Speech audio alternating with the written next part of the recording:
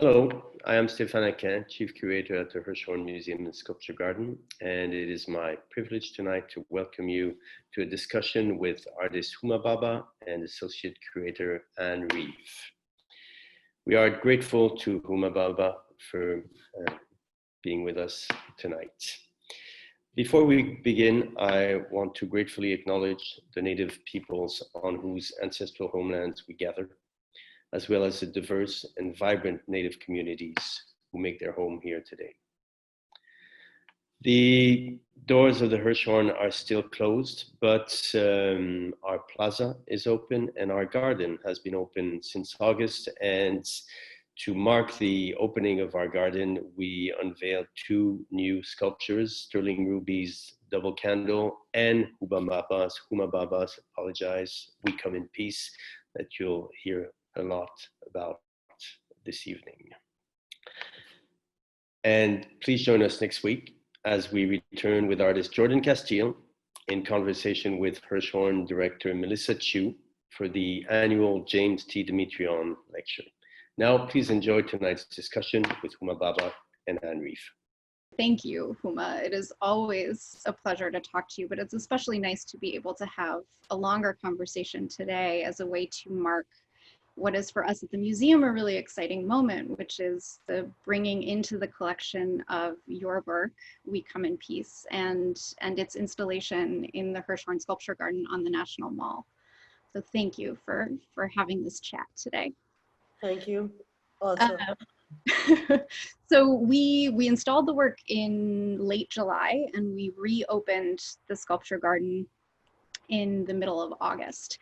And the work as it's installed is really right at the entrance to the garden. You can see in the image here, it's right off the National Mall. It is visible to everybody who is walking by on the National Mall, and it is the first thing that anyone who's coming into the garden will encounter. And the response has been really amazing. People are incredibly curious about the work. They are compelled by it. They find it mysterious and magnetic, and I think it is all of those things and more.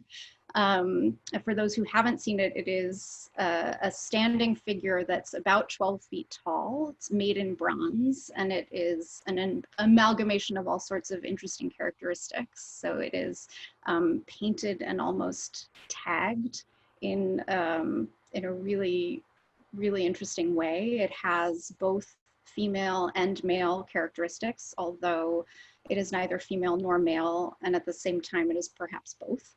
It has 5 faces that encircle its head, and it feels like it has landed here from another world and maybe another time. And I have to say that the installation of it with the museum building in the background has sort of reinforced that idea for me a little bit, because the museum building, which is this really idiosyncratic modernist ring clad in concrete, to me has started to feel a little bit like an alien vessel that has landed and from which this figure is emerging. And it's coming to us not as a newly born or reborn or naive figure, but a figure that is, battle scarred, that has borne witness to something. And when we were talking last week about this a little bit, you mentioned that it's a work which manages to hold and contain a lot of information within a single figure. And for me, that means that there's this kind of constellation of ideas and themes and associations that thread through and are absorbed into your process, into the way that you think about and make the work, and that are now embedded within it in the way that it lives in the world. And so I hope this conversation today can be a way to start teasing out some of those threads and to hear from you about the things that are most interesting and important for you in the way that this work has come together and now lives. So maybe we'll start at the beginning. This was a response to a commission that you received from the Metropolitan Museum of Art, and the work was first shown on the Met rooftop in 2017. So is that right? 17 or 18? 18. 18, forgive me. So yeah, maybe you could speak about how you first began thinking through an idea of what you wanted this to be as a figure, and then we can talk about the making of it, which I think is an especially interesting part of the story too. It was in the summer of 2017 that I was approached by the curator and Shanae Javeri and the head of the contemporary and modern at the Metropolitan Sheena Wagstaff, and they invited me to come up with a proposal for the rooftop commission for the following year. And I obviously accepted because it was incredibly challenging, and I'd never worked on that scale and never actually done a commission of this kind. So the first thing I wanted to do was go and visit the site. Mm-hmm. So the site visit was very important. And when I went to visit the site, there was already an installation by the previous artist who his installation was still up. And so it gave me an opportunity to see, like, you know, I mean, I had some ideas, but also his was very different. It was lots of figures and lots of, the whole roof was filled with sculpture. And my idea was to, you know, go pretty much in the opposite direction, which is like, because I didn't find the roof to be as large as I had thought. I mean, I'd never been up there before. So it wasn't as big as I thought it would be. So I did like the surrounding buildings and the fact that it's pretty much in Central Park. So the park is there. And so you could see a lot of greenery at that time because it was summertime. But then I also had to keep in mind that when I would install it at that time, it would still be like early spring. So the colors would be very different. Mm. So I walked around the rooftop, and then I realized that I would stick with 2, maybe 3 figures. And because that is what I thought would be plenty in terms of, because I like to have a lot of space around my work. I like to be able to see each sculpture of mine in the round, because there's there's different things happening on each side and in the back. So it's not just a frontal, as normally sometimes people's work is. So I went back to my studio and I started to think about what kind of figures or what kind of, you know, proposal I would come up with. And I had done a sculpture, the one that you see in the black garbage bag with the tail coming out of it. Mm-hmm. This ended up being the 3rd iteration of this work. And and in this aspect, it's very different because it's on a monumental scale. It was a sculpture that I had first made in 2002, and then I had made it again for MoMA PS1's Greater New York show in 2005. So I always thought of it as something that I would, you know, create on a monumental scale if I ever had the opportunity. So this was my opportunity. And then to go with that figure, I needed another accompanying figure, mm-hmm. which was the standing figure.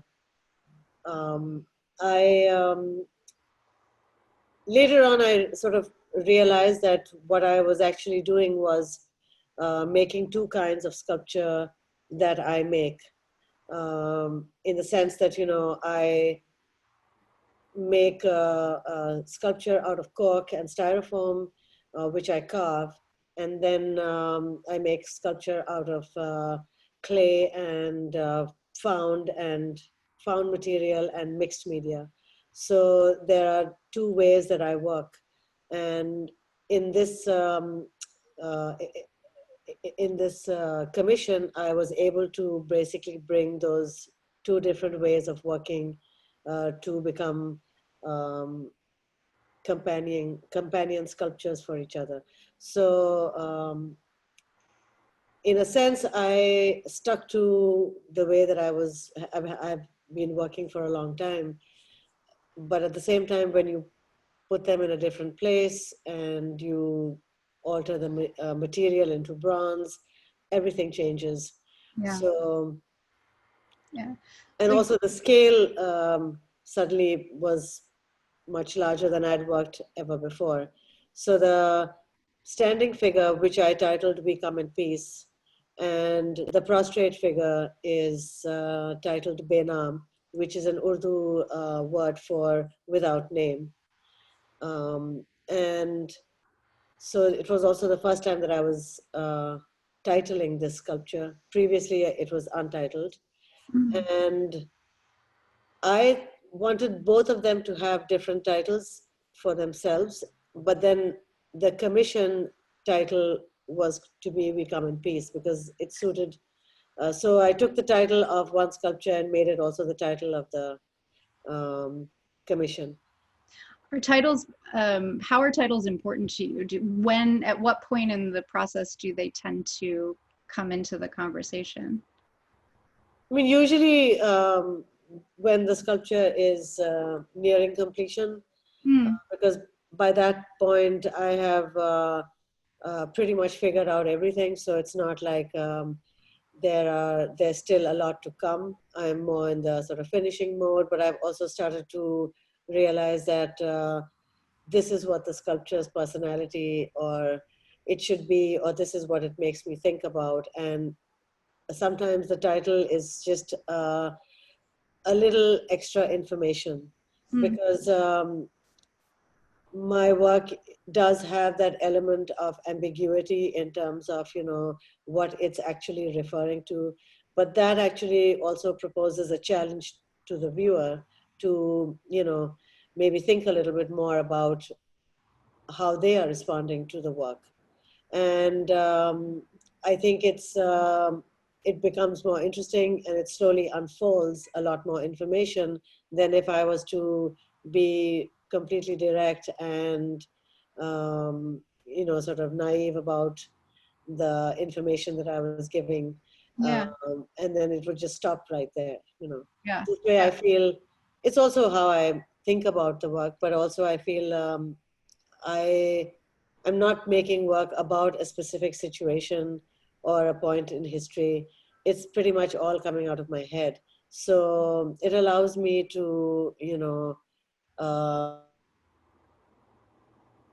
and along with the title, as to the different things that are that I'm thinking about, not just one thing, that go into making the different sculptures. Right. Seems like there are a lot of thoughts that are, again, coming together in We Come in Peace. How did you navigate or negotiate gender when you were thinking about this figure? And then how did you formally negotiate that in the form itself?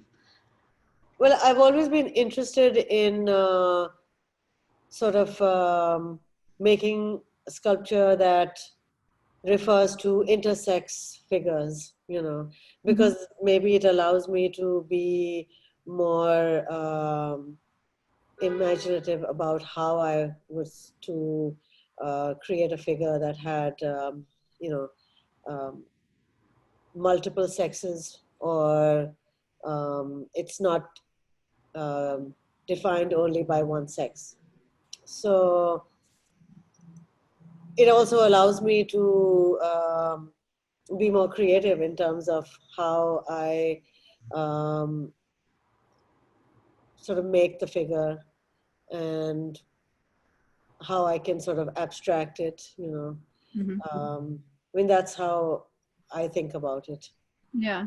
And, and also because with We Come in Peace, I've always also been interested in having at least two heads in a Janus kind of way, But then in the history of sculpture and in Hindu sculpture, you see, sometimes 3-headed or 5-headed sculptures of gods, and which again, that opens up another door for me to experiment.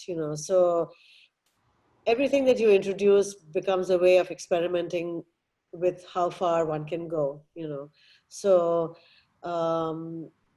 with this one, I definitely wanted a front and a back, and because it was going to be looking all around the city, so it was very interesting to sort of, the back is as interesting as the front is, and so are the sides, and then there's a 5th head which is in the corner. So it allows more sort of, experimentation, and sort of, I had a very good time drawing out the faces and painting them, because even for the one that was made for the Hirshhorn, which is the second of the edition, all the painting is done by me. I'm collaborating with the person from the foundry who does the patina, but I'm side by side with him, so that in the image that you have on the screen right now, that is obviously the original styrofoam head, which I was working on. And you can see how I'm just starting out on that. Yeah. But then it became much richer and more colors were added. And so when it came time to paint the bronze, I had to sort of remember what I had done before, and also use a lot of images that we'd taken of the originals, so that I could be as accurate as possible. So right. You can see all of many of the faces on these 2 images that are on the screen now. So the head and the torso were carved in styrofoam, yes, and the base was carved out of cork. Can you talk about how you first used that material and how you work with it? Cork. Mm-hmm. I discovered the cork in 2008. And there was a stationery store near my house, which was going out of business, and they'd been around since the 60s, I think. So the person who owned the store was selling out all his inventory, and there were lots of different things in the store that were interesting to me. And one of the things I saw was that he had these blocks of cork. Some of them were wrapped in wrapping paper that were inside the vitrines, where these days, I don't know how they do that, but they had like pens and different objects sort of on top of these blocks. And I asked him if he had some more, and he said, I have maybe a few more. So they were 12 by 12 size blocks of cork. So I bought a bunch of that and whatever he had left. And in the next year or so, 2008 and 2009, I started making columns out of the blocks, and then started to carve on them and paint on them and just see where that was taking me. And so now I've continued to do that for quite a few years, and the figures have become more detailed. I've started to carve them in different ways, and I've discovered a lot along the way in terms of, because I'd never really carved before, but it's a material that's soft enough so I can deal with that. And also, what does it give you that you like? What does it allow for? Sorry, the cork? Yeah. Well, the difference between, say, carving wood and carving cork it's quite a big difference, because cork is a much softer material. Yeah. It's a form of bark that is compressed together in these blocks. So I don't have to be super strong to do that, Sure. With wood, it's, wood is a lot more difficult and a lot harder. So I think it's a lot more taxing physically. This is kind of taxing, but it's something that by now I've sort of, I know how to go about it. And so and also I've worked on bigger and bigger pieces, so obviously that requires more time. The first few that I made were quite small. So because I was just sort of starting to experiment with the medium and to see what possibilities it had, for me. And at one point I was making a figure, and then which is something I sometimes tend to do. I don't kind of completely think about how much I'm going to need or whatever. And then halfway through the sculpture, I realized that I was running out of the cork. And so either I would have to make the figure shorter, or I'd have to compensate with something else.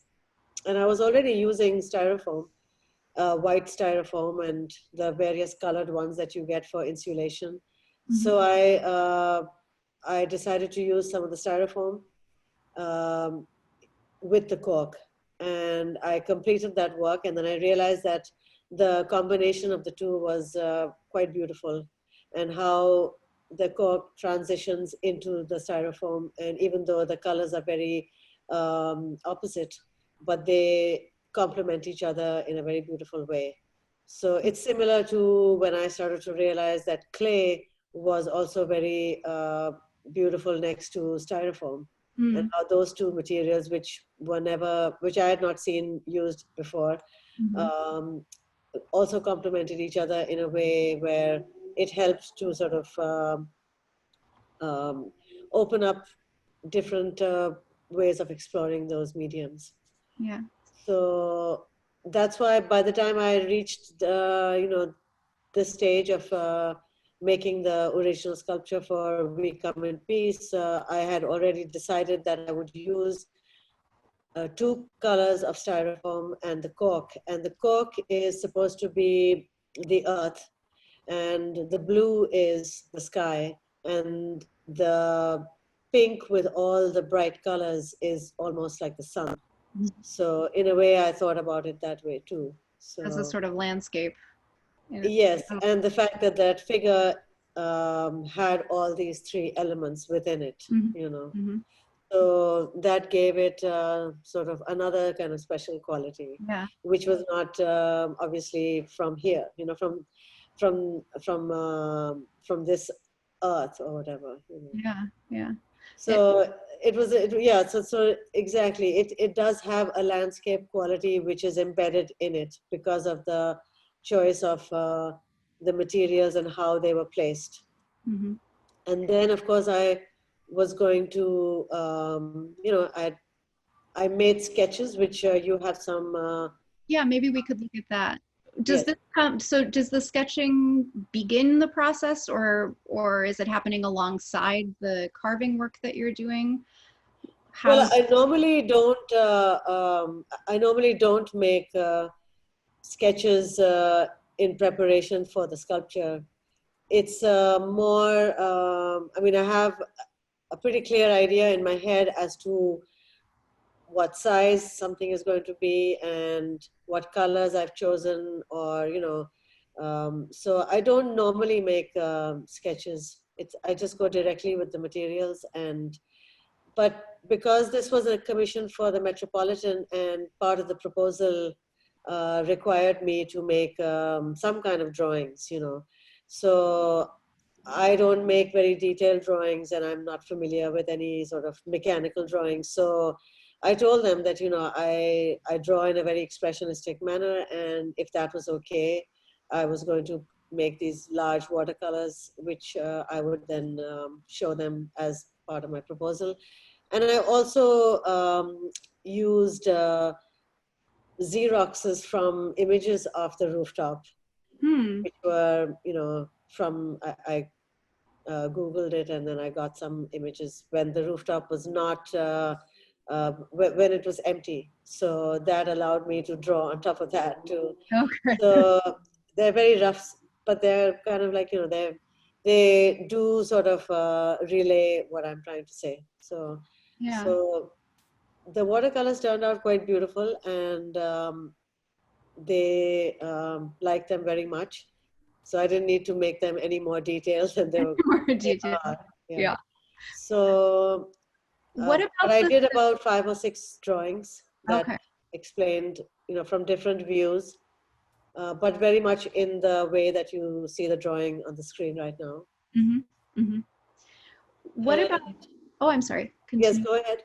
Oh, no, well, I was gonna ask about bronze as a material, and sort of when you first started working with it. I think we have an image of not the first, but an early work that you did in bronze, the Orientalist, and what working with this material at this scale does, and how you've worked your way through that process.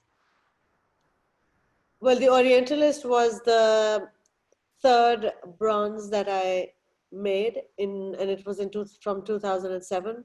Mm-hmm. And the two others before this one were much smaller in scale. This one, the Orientalist, is life-size. So it is a life-size figure, and it's about 6 feet high altogether, with the base till the top where you see the wire on top of the head. And I was using styrofoam as the sort of tiered base that you see. Mm-hmm.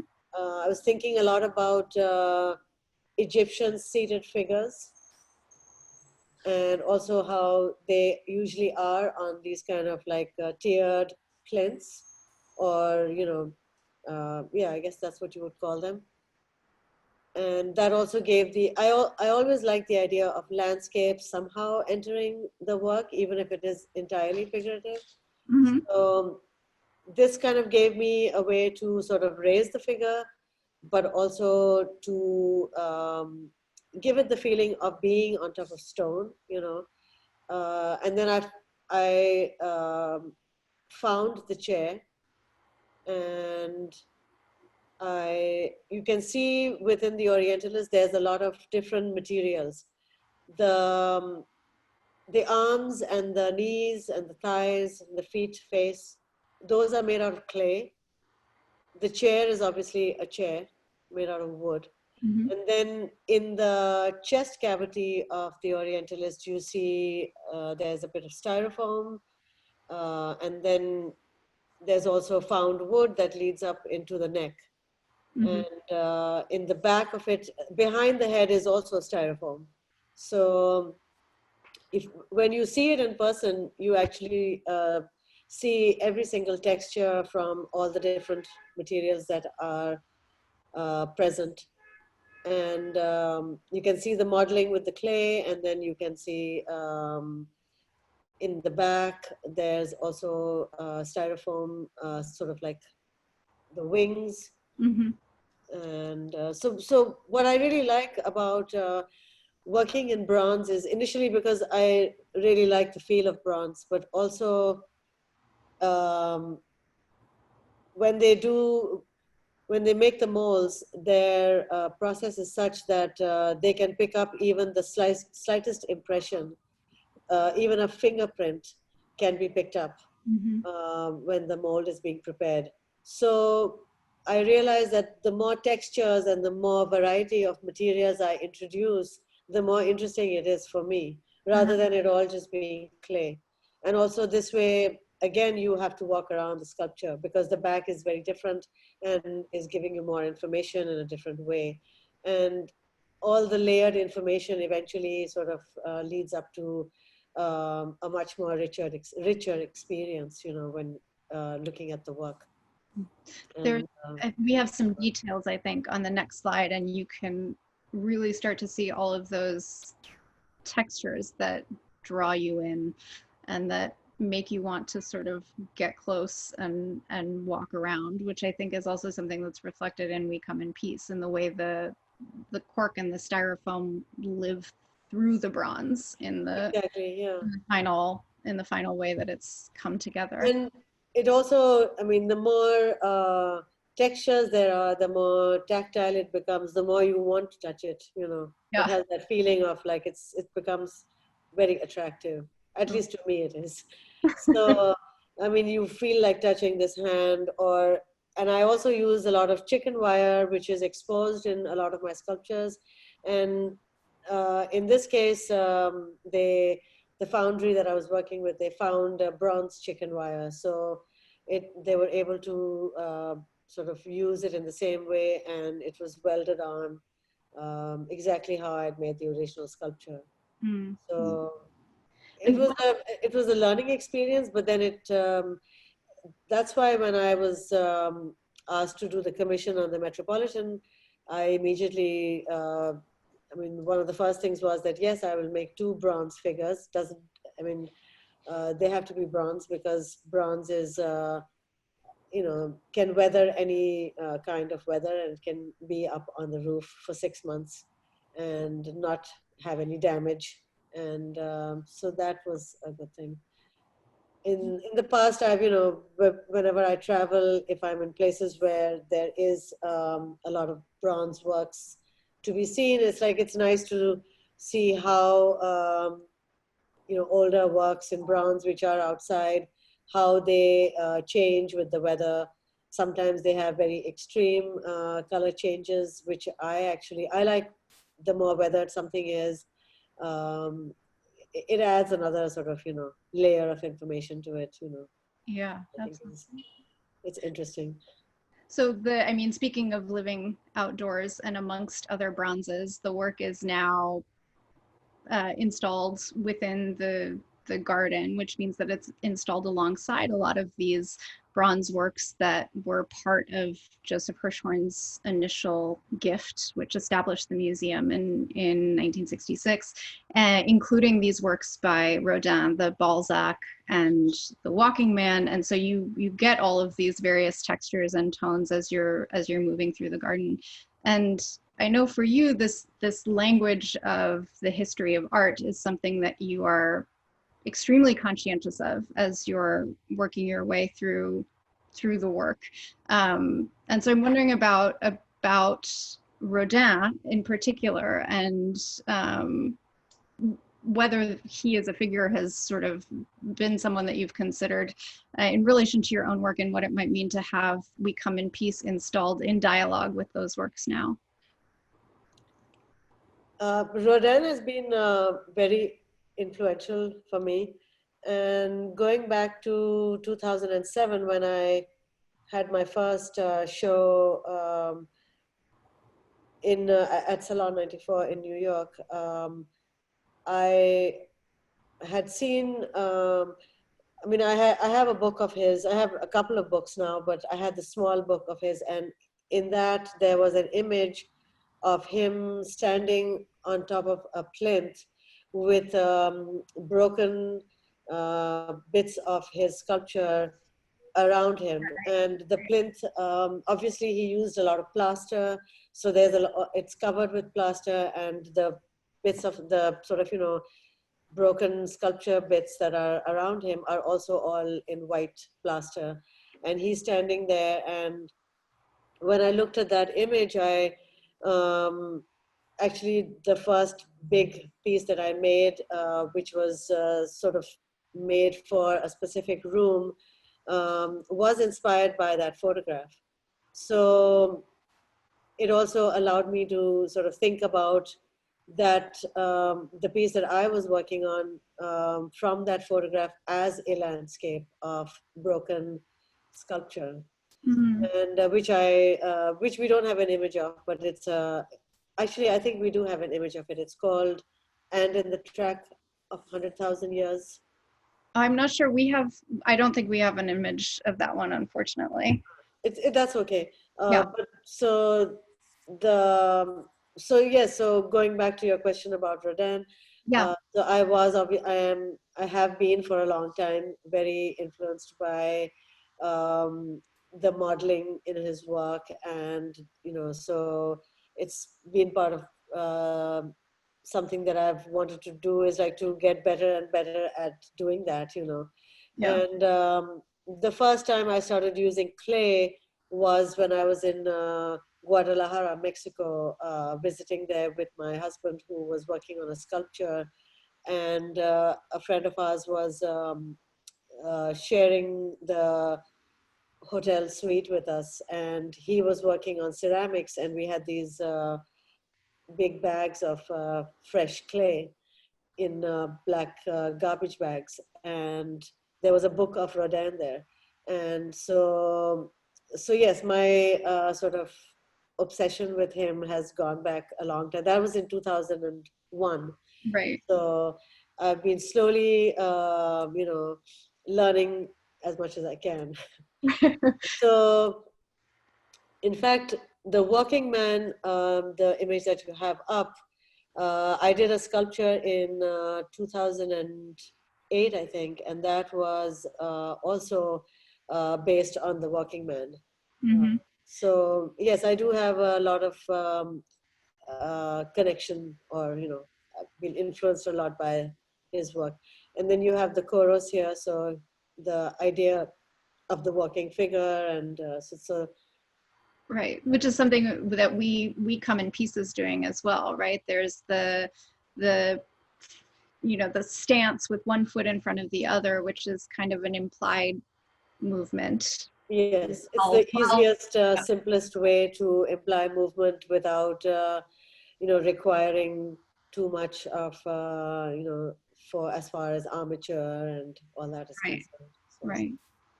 I mean, it was figured out a long time ago, and it was a brilliant discovery, which allows that sort of staticness to go away. So because but I do like the idea of totemic works also, but this kind of with We Come in Peace, I think it was the first time that I was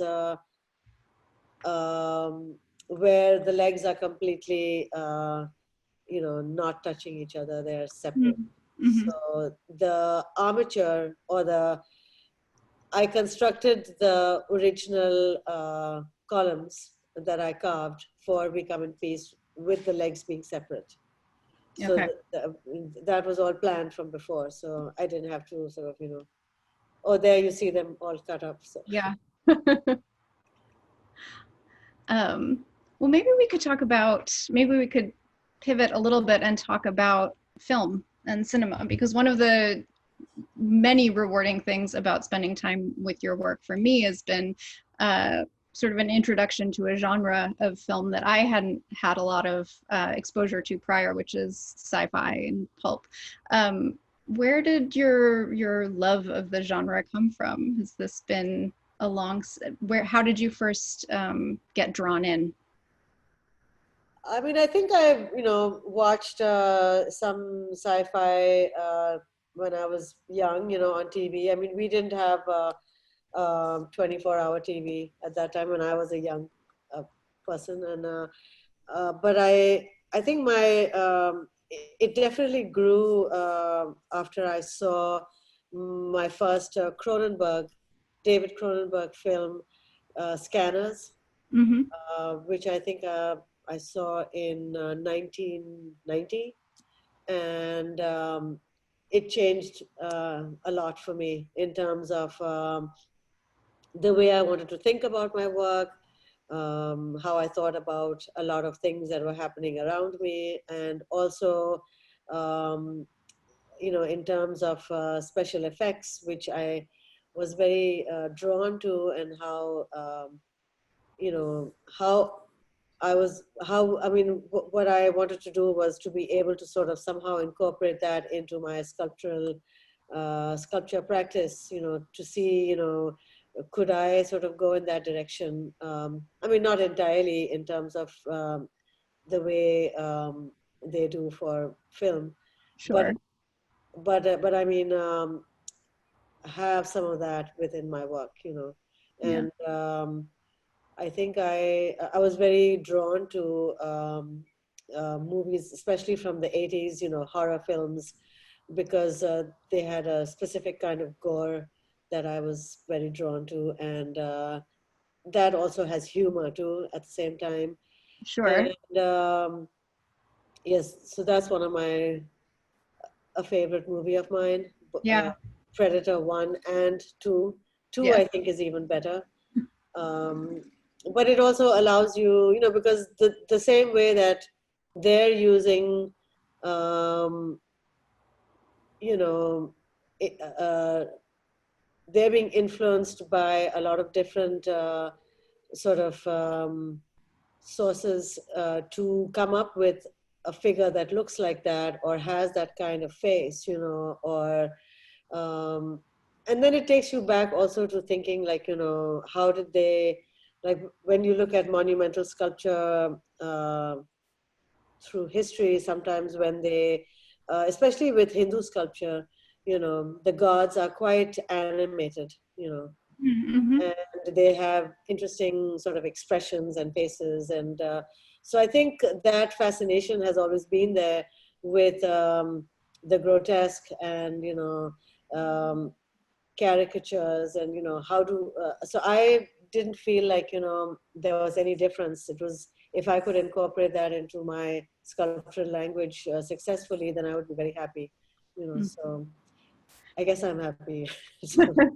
And I mean, the themes of the genre too, this confrontation between us and them, or the first encounter between the known and the unknown, or the good and the evil. Is that something that you find yourself working with in your work as well?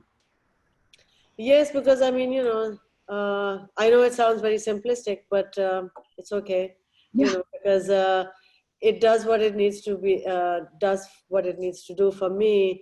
And, you know, in a way, it's like the way I think about the state of the world. Maybe the best way is to sort of describe it through certain extreme sort of, you know, imagery and sort of allow, and which allows my imagination to sort of, you know, discover things, you know, and I need to use it, you know. Right. So I think I don't need to rely on, I mean, I have enough source material to look from, and then, but I can also be creative with that, you know, which for me, and also be a little bit original with that. So that's important to me. Yeah. So to come up with my own kind of like characters, you know, or I mean, I don't want to sort of, I want to look at different things, but then what I make has to be its own thing. Yeah, its own sort of visual language. That's one of the most interesting and remarkable things about We Come in Peace to me, is that it seems to contain all of these contradictions at once. It doesn't pronounce itself immediately as either an aggressor or a victim. It sort of could be either or both, and we're not sure how we're being approached by this figure. Should we trust it if it says that it is coming to us in peace, or should we not trust it? And I think the visual impact of the work, you know, sort of reinforces all of those tensions, but they don't ever resolve, which for me is so interesting. Yes, like I said before, that if you, you know, if you totally explain something, Mm-hmm. then there's nothing left to discover. And, you know, the ambiguity in this work, it's not, I mean, it's not that ambiguous, but at the same time, I think that, you know, it allows the viewer to make up their own kind of explanation for, I mean, what they see, you know. Right. But I see it as, especially on the rooftop, when it was with another sculpture, it's almost like they had both landed there, you know, and that was kind of like an important, to think of the rooftop as a stage in the same way, the way it appears outside of the Hirshhorn. Mm-hmm. It's either left the spaceship and is walking around, or it has landed there, you know. Yeah. So, and the National Mall is its own kind of stage, certainly. yes. Really dramatic stage with all of, you know, these monuments that are their own sort of statements of power, or memorials, which are, you know, statements of grief. And the posture of those monuments is often completely heroic. And this is a very different kind of statement. I mean, it really looks like nothing else that is on the mall. And I love that incongruity of how it's operating in its current placement. What's interesting for you in thinking about its current site and that relationship to the monuments or monumentality? I mean, it definitely has a monumental presence, but it is not about power, and that's why it's interesting that it's there as sort of like it's not dealing with the notions of being, of heroism or powerfulness, and it's sort of like the opposite. It's more there as a savior, So, I mean, I always saw it as when I initially made it for the rooftop. On the rooftop of the Met, the two sculptures were, the idea was that they had landed there. It was a landing pad. And in the same way that it has landed on, right outside the museum, with the museum looking almost like a spaceship in the back, which is, because you chose to install the sculpture there. So it's a perfect location. As I was saying earlier, that the sculpture is it's not so much, it's not about being heroic or powerful. It's more of a, well, we come in peace is more that, literally that, yes, we haven't come here to destroy you, which seems to be the case a lot, but we are actually here in peace, So I think, and maybe there will be no destruction after that, when it also seemed to me like, the figure that was accompanying it on the rooftop could have summoned it, and then this one arrived, but they both were there. So I like to think of it in that way, that this is, now it has gone to the next place that it was going to travel to.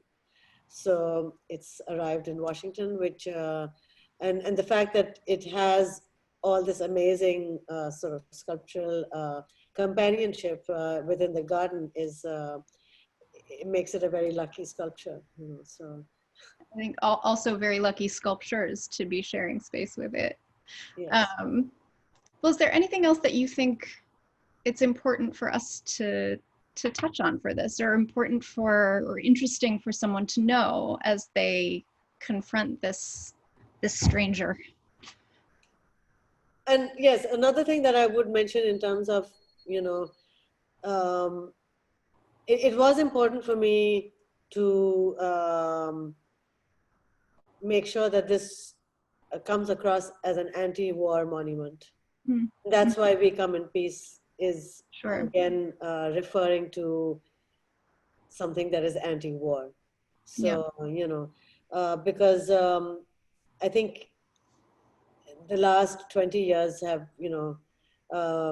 these ongoing sort of, never-ending wars, which have had a impact, a sort of very strong impact on our environment, and definitely on in different places there has been incredible amounts of death, and a lot of my work does sort of, in some ways those are the things that I'm thinking about, and that's why I think that, I do think that this sculpture, We Come in Peace, and the installation that it originally belonged to, but they were separate sculptures, was very much a statement in that direction.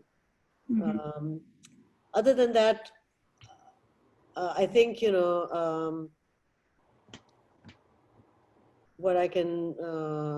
what else can I say?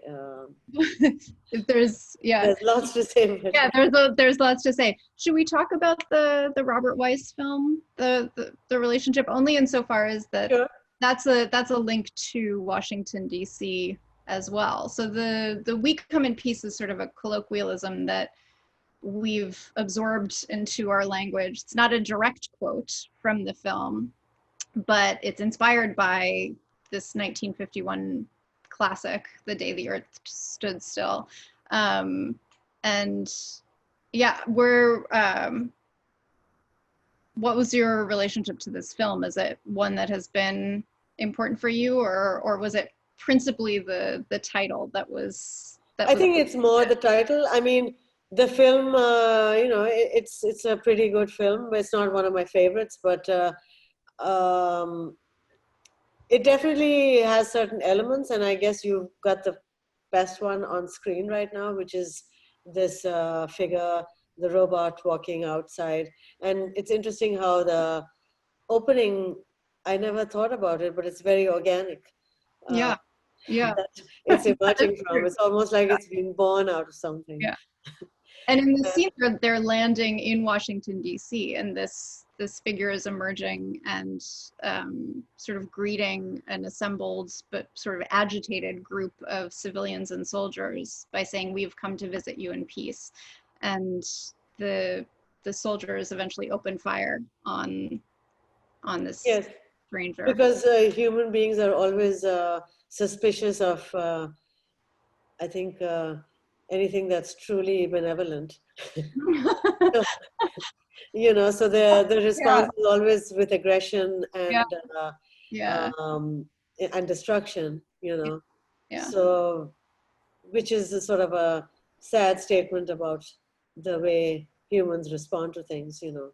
But I think, you know, a lot of, I mean, another thing that interests me is that how a lot of the movies that came out during this time in the 40s and the 50s that dealt with that sort of, you know, they were talking about science fiction because, again, there was that whole Cold War sort of, you know, scenario rising up that, but, and of course, you know, the fear of the other and fear of what you don't know. So that's why, but in science fiction movies, they touch on it a lot in terms, because they're, even at that time, I think, they're thinking about environmental issues. And is that outside your window? That's outside. So yes, so as I was saying, what I like about is that, you know, as I mentioned, that I didn't really quite notice before that how much the opening of the spaceship looks like an organic sort of body part, you know. Yeah. But at the same time, all those movies used very cheap special effects to create, and in a sense, sometimes when I think about the way I make stuff, you know, because even though the sculpture was made into bronze, but that is done at a foundry, but the part that belongs to what I do, you know, is again, it's like I developed my own sort of sculptural language, how to sort of put materials together, and it's sort of, again, in a sense, you know, how should I say, you know, like they aren't sort of high materials, you know, and but you can transform anything and make it look like something else. And I think that's why when you see movies like this, and the fact that in their mind, you know, a ramp like that was very sort of otherworldly, you know. And, yeah, I mean, there are interesting things that you can just talk in terms of like how things are made, you know, which I'm very interested in that because I make things. So I make objects, and so that's like an interest of mine, you know, to see how I can transform cheap materials into something much more meaningful. Yeah.